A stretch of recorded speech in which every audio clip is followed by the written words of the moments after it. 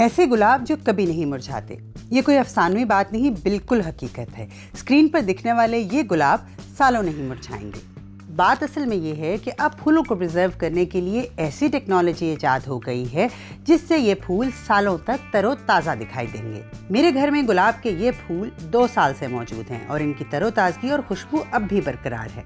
इन कुदरती गुलाबों की नमी निकालकर इनमें खास प्रिजर्वेटिव्स यानी महफूज करने वाले केमिकल्स शामिल किए जाते हैं, जिनसे इनका रंग और शक्ल सालों बरकरार रह सकती है। बस चंद एहतियातें, जैसे इनको पानी में ना डालें, धूप से बचाएं और ज़्यादा ना छुएं।